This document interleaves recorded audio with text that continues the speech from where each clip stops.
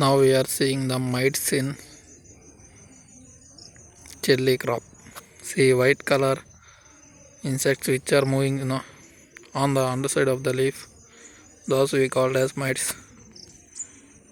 These are very small insects. మనం మిరపంటలో వచ్చే నల్లి అనేది చూస్తున్నాము. ఒక ఆకు వెనక భాగాన తెల్లగా చిన్నగా పాకుతున్నాయి కదా, వాటిల్ని మైట్స్ అంటారు. చూడండి, చిన్నగా పాకుతున్నాయి కదా, వీటిల్ని మైట్స్ అంటారు.